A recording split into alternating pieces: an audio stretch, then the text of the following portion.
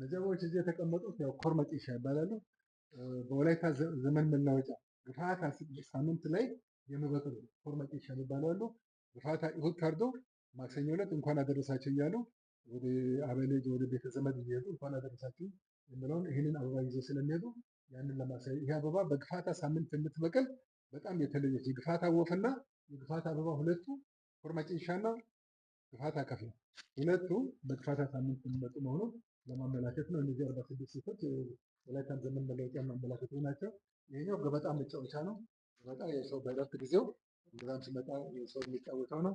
ይሄ ደግሞ ዛሬ ከጤና ሁኔታ ጋር የተከለከለ በሆነም ጥንት ሰዎች ጋያ የሚያጨሱ ይሄ ጎሸ ጋያ ይባላል። በዚህ በጎሸ ጋያ እዚህ ትንበሆና ፔን እዚህ ይቀመጣል። እዚህ ቃጫ አለ። እዚህ ሽክላ ውስጥ ውሃ አለ። ውሃና ቃጫ የሚደረግበት ምክንያት ለምንድን ነው? የትንባሆን ኃይል እንዲቆጣጠር ብሎ ነው። እና ይሄ ጎሸ ጋያን እንግዳ እቤት ከመጣ መጀመሪያ ቡና እስከሚመጣ ድረስ የሚጠርበው በዚህ ነው። ይሄ ደግሞ መንገድ ይዞ ለመሄድ ያኛው ስለማይመች በዚህ በአርጉቢያ የተባለው የትንባሆ ማጨሻ ዕጣኑ የፈረንጆችን ፒፓ ትመስላለች። በቃ ልክ እዚህ ላይ ፌምና ትንባሆ እዚህ ይደረጋል። እዚህ ቃጫ አለ። ከዚያ በኋላ የሚስቡት በዚህ በኩል እየሳቡ የሚያጨሱበት ነው ማለት ነው። መንገድ ሲሄዱ እችን አርጉቢያን ይዘው ይሄዳሉ። እንግዳ ቤት ከመጣ ደግሞ ጎሸ ጋያ ቤት ይሰጣል ማለት ነው። በጣም ይገርማል። ይህንን እንግዲህ እዚህ ጋር ስናየው ደግሞ የወላይታ ሰው አገር ስነካ እንዴት እንደምነሳ ያንን አገር ጥሪ ሲደርስ እንዴት እንደምነሳ ለማሳየት ነው። እነዚህ እንጨቶችን እዚህ ያስቀመጥነው በር ስዘጋ የበር መዝጋዮች ነው።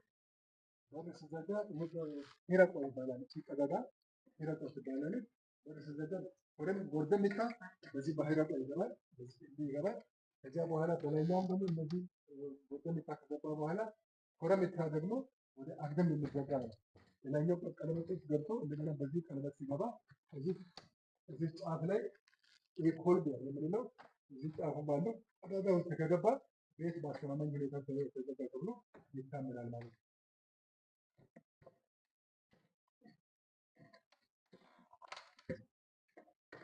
እንግዲህ ያው በወፍ በረር በሙዚየም ውስጥ ያሉትን ለማስረዳት የሞከርኩት ይህንን ይመስላሉ። በጣም አመሰግናለሁ።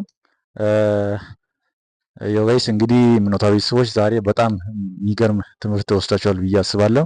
እኛ ደግሞ ወጣቶች እንዲህ አይነት ቦታ በመምጣት አባቶቻችን የሰሩትን ድንቅ ታሪክ ባህላችን የመጣንበት አመጣጥ ራሱ ማወቅ መቻል አለብን። ይሄ ታሪክ ያለው ቅርጽ ያለው የሚባለው እውነት ነው። ዛሬ እዚህ መተን አይተናል። እናንተም እየመጣችሁ ደግሞ ይህንን ማየት መጎብኘት አለባችሁ ብዬ እኔም እመክራለሁ በራሴ በኩል። እናንተ ደግሞ ይህ ዩቲዩብ ቻናል ሰብስክራይብ እያደረጋችሁ ቪዲዮን እስከ መጨረሻው ስለተከታተላችሁ እናመሰግናለን። ቀጣይም የምንሄድበት ቦታዎች አሉ። ስለዚህ ቪዲዮ ላይክ፣ ሼር፣ ሰብስክራይብ እያደረጋችሁ ከኛ ጋር አብራችሁን ሆኑ ማለት ነው። አመሰግናለሁ። በጣም ዩኒክ ነው። ይህ ሙቀትን 6 እስከ 7 ድረስ ማቆየት ነው። ድሮ አባቶች እርሻ በጠዋት የሚሄዱ ከሆነ እናቶች ማታ ያፈሉትን ሙቅ ነገር በጠዋት ተነስቶ እንደገና ከማፍላት በዚህ ያሳድሩና ጠዋት ይሰጣሉ። ማታ ደግሞ ከእርሻ ሲመለሱ ወደ ጦር ሜዳም የሚሄድ ከሆነ እነሱ ደግሞ ሩቅ ቦታ የሚያርሱ ከሆነ ቡናውን መንገድ ላይ እንዳይቀዘቅዝ በዚህ በሼታ ሲወስዱ ሙቅ ቃን ነገርን ቶሎ አድርሰው እዚያ ያደርሳሉ ማለት ነው። አጠቃቀሙም በጣም ዩኒክ ነው። የሚጨመረው በዚህ በኩል ነው እና ሲጨመር አጋጣሚ የሚፈስ ከሆነ ከኔ ስህተት ከውጭ ነው።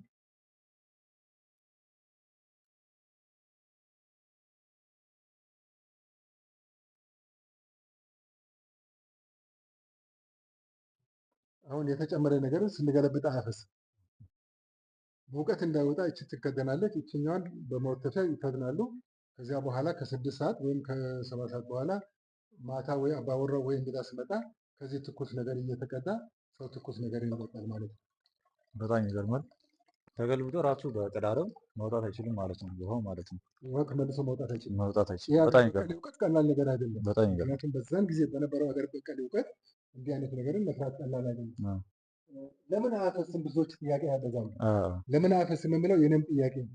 ምክንያቱም ወላይታ የዚችን ፓተንት ራይት እስከሚያገኝ ድረስ ምስጢር ሆኖ ይቆያል። ምክንያቱም ፓተንት ራይቱን ካገኘን በኋላ በዚህ መልክ አያፈስም የሚለው ክስ ክፍት አድርገን የምናሳየው በዚያን ጊዜ ነው። እስከዚያ ድረስ ግን ምስጢር ሆኖ ይቆያል። ይህ ባህላዊ ፈርሙስ ነጮችም በሆኑ የፈርሙስ ስራ የተማሩት ከኛ እንግዲህ ቀላል ነገር አይደለም። ከዛሬ 70 ሺህ ዓመት በፊት የወላይታ ሰው ወደ ማህበራዊ ህይወት የጀመረ ከሆነ ቀደምት ነው ማለት ነው።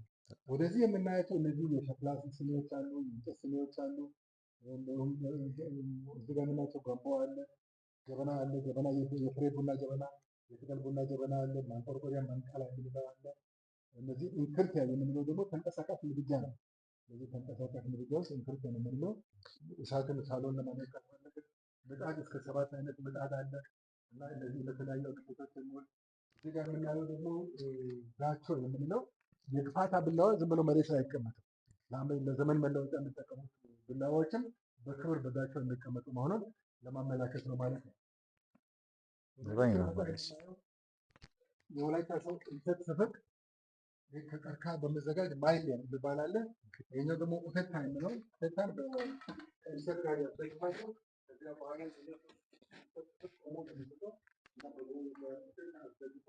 ማይሌ ነው። እንደገና ደግሞ ይሄኛው አካቴ ነው የምንለው እንደ መጋዝ አይነት ጥርስ ያለ ነው እና በዚህ አካቴ የእንሰቱን ጥቅም የሚገባበት ተጠቅቆ ከዛ ጎዴታ ይወጣል። ያንን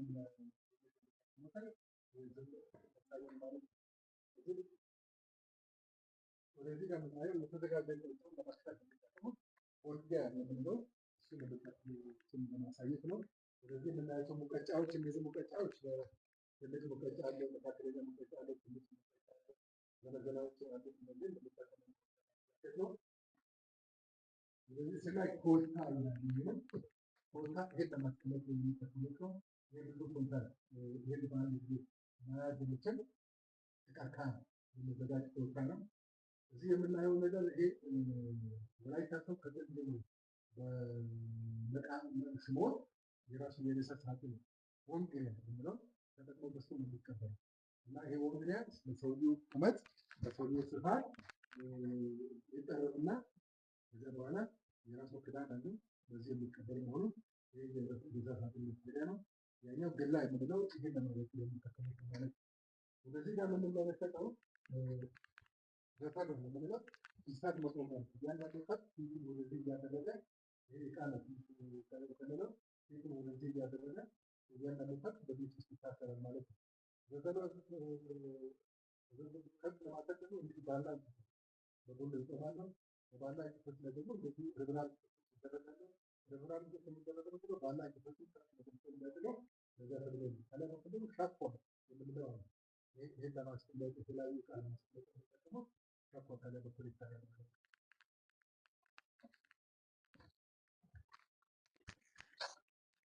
ወደዚህ ስንመጣ የምንመለከተው መፍጫዎች እንግዲህ ዘመናዊ ወፍጮ ከመምጣቱ በፊት ይሄኛው የመፍጫ ወፍጮ ጋቻ ወጣ ተብሎ የሚታወቀው በዚህ ወፍጮ ሰው እየፈጨ ይጠቀም ነበር። ይሄ ደግሞ በርበሬ መለንቀጫ ነው። ዳታ ወጣ ተብሎ በርበሬ መለንቀጫ ነው። ብዙውን ጊዜ ሰው በርበሬን ዳጣ ይላል። ዳጣ የሚባል በርበሬ በወላይታ ልክ ነው። ይሄ በጣም ግራ የሚያጋባ ነገር ነው። ዳታ ነው። ልክ ነው። ዳጣ ፎርጂቱ ነው። እኔም በጣም ይሄን ነገር በተለይ በእናንተም ሚዲያ መስመር ላይ ስለ ዳታ በደንብ ማብራራት ያስፈልጋል። ልክ ነው ጋይስ፣ እንደዚህ አይነት እውነተኛ መረጃ ነው ይሄ። ዳታ በርበሬ ዳጣ የሚባል የለም። ከየበራፍ ላይ እንዲያነሱ ብታደርጉ ጥሩ ነው። ልክ ነው። ልክ ነው። እዚህ ጋር የምናየው ደግሞ ስለ ከብት አቋቋም ፕሮቶኮል ነው። ከብት አቋቋም ፕሮቶኮል መጀመሪያ ፈረስ ነው የሚቆመው። ፈረስ ለምን መጀመሪያ ይቆማል? የወላይታ ሰው የወለዱት ልጅ እያለ በፈረሱ ይጠራል። የወለደው ፈረሱ መልኩ ነጭ ከሆነ በወታ ጎዳው እየተባለ ይጠራል። ዳማ ከሆነ ዳማ ጎዳው እየተባለ ልጅ የወለዱት ልጅ እያለ በፈረሱ ይጠራል። ከራሱ ጋር ደግሞ ጦር ሜዳ የሚሆነው ፈረስ ነው ማለት ነው። ስለዚህ ፈረስ መጀመሪያ ይቆማል። ከፈረስ ቀጥሎ በቅሎ ይቆማል። ከበቅሎ ቀጥሎ ደግሞ በሬ አለ። ከበሬ ቀጥሎ የወተት ላም፣ ወይፈን፣ ግደር፣ በግ፣ ፍየል እያለ የከብት አቋቋም ፕሮቶኮል በዛ መልክ የሚቀጥሉ ማለት ነው። ወደዚህ ስንመጣ የእርሻ መሳሪያዎችን ነው የምናየው። የእርሻ መሳሪያ የወላይታ ሰው ከዋሻ ህይወት ወጥቶ መጀመሪያ የሰራው የእርሻ መሳሪያ ከስዋል ተብሎ ይታወቃል። ሹል እንጨት መሬት እየወጋ በዚህ መሬት እየወጋ ሹል እንጨትና ሹል ድንጋይ ተጠቅሞ መሬት እየወጉ ሲያርሱ ብረትን ካገኙ በኋላ ግን መጀመሪያ የሰሩት የእርሻ መሳሪያ ፎንቲያ የተባለውን ይህንን የእርሻ መሳሪያ መጀመሪያ የሰሩት እሱን ነው። በመቀጠል ደግሞ ይህንን አይኒያ፣ ኤኪያ፣ ወተሪያ እነዚህን የመሳሰሉትን በኋላ ደግሞ እንደገና ሻልኪያ እነዚህን የሰሩ መሆኑን ለማመላከት ማለት ነው። ወደዚህ ጋር የምንመለከተው የወላይታን ሙዚቃ መሳሪያዎችን ነው። እንግዲህ በወላይታ ላይ ከብዙ የሙዚቃ መሳሪያዎች አሉ። እስከ 15 የሚደርሱ ባህላዊ የሙዚቃ መሳሪያዎች አሉ። ይሄ በዓለም ላይ ረዥሙ የሙዚቃ መሳሪያ ተብሎ የሚታወቀው ወላይታ ድንኪያ ተብሎ የሚጠራው ነው ማለት ነው። ድንኪያ የምነፋው ቀዳዳው እዚህ ነው። ይሄ ከዚህ አሁን ውሃ ስላልተጨመረ በደንብ አይነፋም። ውሃ ሲጨመር በደንብ ድምፁን ያወጣል እና ይሄ ድንኪያ በዓለም ላይ ረዥሙ የሙዚቃ መሳሪያ ተብሎ የሚታወቀው ወላይታ ድንኪያ ነው። በጣም ረዥም ነው ጋይስ። ወደ 5 ሜትር አካባቢ የሚጠጋ ይመስለኛል። 3 ሜትር ወይም 2 ሜትር ተኩል የሚጠጋ ነው ማለት ነው። እነዚህ ጨቻ ዘያ የሚባሉ የሙዚቃ መሳሪያዎች ናቸው። ጨቻ ዘያ የሚባሉ ይሄኛው መልከታ የምንለው መሳሪያ ነው። እነዚህም የትንፋሽ ሙዚቃ መሳሪያ ሆኖ ሶሶል የምንለው ዋሽንት ነው። ይሄ ደግሞ ኡልዶዷ የምንለው ነው። ይህን የምንነፋው በዚህ በኩል ነው። እዚህ ቀንድ አለ፣ ድምፁን በዚህ በኩል ያወጣል። የሚነፋ ነው። ይሄኛው ደግሞ እምብልታ የምንለው የትንፋሽ ሙዚቃ መሳሪያ ነው። ይሄ የግርፍ ሙዚቃ መሳሪያ ዲካ ብሎ ይታወቃል ማለት ነው። ሌላኛው ደግሞ እዚህ ጋር የምናየው እነዚህ የምት ሙዚቃ መሳሪያዎች አሉ። ይሄኛው ሴቴ ከበሮ ነው። ሴቴ ከበሮ ናት። ይህም ሁለቱም ሴቴ ከበሮ ናቸው። ይሄ ወንዴ ከበሮ ነው። ይሄኛው ደግሞ ካምባ ይባላል። ካምባ ከሙዚቃ መሳሪያ ጋር የሚሄድ ነው ማለት ነው። ይሄኛው ደግሞ ነገሪታ ይባላል። ነገሪታ ባህላዊ ቄሶች ናቸው የሚጠቀሙት። የሆነ ነገሪታ ሙዚቃ መሳሪያ ጋር ሳይሆን ነገሪታ በቤተ መንግስት ግቢ መልእክት ለማስተላለፍ የሚጠቀማሉ። እንደገና ደግሞ ባህላዊ ቄሶች የሚጠቀማሉ። ቤተ መንግስት ግቢ ይሄ ነገሪታ 3 ጊዜ ከተመታ ሌላ ምንም አይነት መልእክት ሳይነገር ዛሬ ነገሪታ በቤተ መንግስት ግቢ 3 ጊዜ ተመቷልና ለቅሶ አለ በቤተ መንግስት ግቢ የምለውን ወዲያው ሰው ይረዳል። ይሄ ነገሪታ 4 ጊዜ ከተመታ አሁን 4 ጊዜ ተመቷልና በቤተ መንግስት ግቢ ዛሬ ሹመት አለ ብለው ወዲያው ሰው ይሄዳል። ይሄ 5 ጊዜ ይሄ ነገሪታ ደግሞ ከተመታ ዛሬ ነገሪታ 5 ጊዜ ተመቷል፣ አገር ተደፍሯል እና ሰው የራሱን ፈረስ ጭኖ ጦር መሳሪያዎችን ይዞ ወዲያው ይወጣል ማለት ነው። ይሄ ነገሪታ 50 ጊዜ ከተመታ ዛሬ ሹመት ነው ተብሎ መልእክትም ለማስተላለፍ የሚጠቀሙት ማለት ነው። ይሄ የገና መጫወቻ እንጨት ነው። ይሄ የገና መጫወቻ እንጨት ነው። እቺኛዋ ደግሞ ከዋሷ የገና መጫወቻ ሩር ነው። እኗ ትባላለች። እቺ ከዋዛ ጉጡ ፓርት የምትዘጋጅ ናት ማለት ነው። እና ይሄ የገና መጫወቻ እቃዎች ናቸው ማለት ነው። ወደዚህ ስንመጣ እነዚህ የመቀመጫ እቃዎች አሉ። ክቡም ሆነ አግድሞ መቀመጫ እነዚህ ሽጣ በሚባለው ባህላዊ ሶፋ ላይ መቀመጥበት ማለት ነው።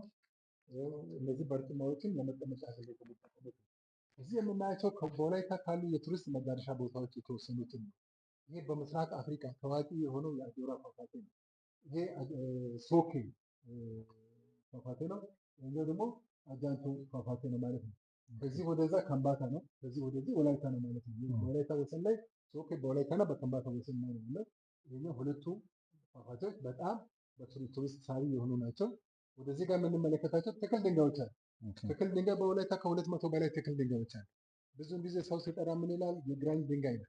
እሱ በጣም ግንኙነት የለውም። ፕሮፌሰር አንፍሬ የሚባል ሰው በኦሮፓርት ጥናቱ ላይ እነዚህ ድንጋዮች ከዛሬ ከተተከሉ 1500 ዓመት በላይ እድሜ እያስቆጠሩ መሆኑን በኦሮፓርት ጥናቱ ላይ አረጋግጧል። ስለዚህ ግራኝ ከተንቀሳቀሰ ገና 500 ዓመት አለ። እሱ በ15ኛው ክፍለ ዘመን ነው ጋይስ የአህመድ ግራኝ። ስለዚህ አሁን ይሄኛው ደግሞ ከ1500 ዓመት በፊት ከሆነ የወላይታ ሰው አሻራ ነው ማለት ነው። ስለዚህ በወላይታ ከ200 በላይ ያሉ ትክል ድንጋዮች እያንዳንዱ የተለያየ ቅርጽ ያላቸው ናቸው። አሁን ቦዲቲ 02 ቀበሌ ላይ ወይዘሮ ማዘንጊያ ጓሮ ላይ ያለ ድንጋይ ያኮረፈ አንበሳ የሚመስል እዛ ጋ ያለ እንደገና ደግሞ ቦሎሶ ቦምቤ ያለው ሳንጋና ትክል ድንጋይ ወሻላና ከ2 ቆለት ጋር ያለ እንደገና ደግሞ እነዚህን አሁን ድንጋዮችን በምናይበት ጊዜ የተገረዘ የወንድ ብልት ይመስለዋል እና ድንጋዩ ራሱ በተለያየ ቅርጽ የተቀረጸ ነው። ስለዚህ ከኛ የሚጠበቀው ምንድነው? እነዚህን ድንጋዮችን ለአርኪኦሎጂ ጥናት ባሉበት ቦታ የመጠበቅ ኃላፊነት ይጠበቅብናል። ቅርጾች ግዴታ መጠበቅ አለባቸው። እዚህ ጋር ይሄኛው በቦሎሶ ቦምቤ ያለው አለት ላይ ጽሁፍ አለ። ወላይታ ጽሁፍ አለው ይባል ሀሩሩና ዋሻ ብንሄድ እንደገና ደግሞ ይህንን ቦሮሳ ድንጋይ ጋር ብንሄድ ጽሁፎች አሉ። ዛሬ የተማሩ ሰዎችን አንድ ብትል የሚቸገሩ እና ይሄ ቦሮሳ ያለ ጽሁፍ ነው። እዚህ ጋር ቅድም የምናገረው ከዛሬ 70,000 ዓመት በፊት የወላይታ ሰው የኖረበት ዋሻ ዳሞት ጋራ ሰባራ ግርጌ ያለው የሞች ቦራጎ ዋሻ አርኪኦሎጂስቶች ምርምር ላይ ያሉ ነው። ይህ ሮሮና ዋሻ ከዛሬ 40,000 ዓመት በፊት የወላይታ ሰው የኖረበት ዋሻ ብዙ የዋሻ ስዕሎች ያሉበት ነው። እዚህ ጋር የምናየው የዳሞት ተራራ ብዙ ታሪክን አቅፎ የተቀመጠ ዋሻ ነው።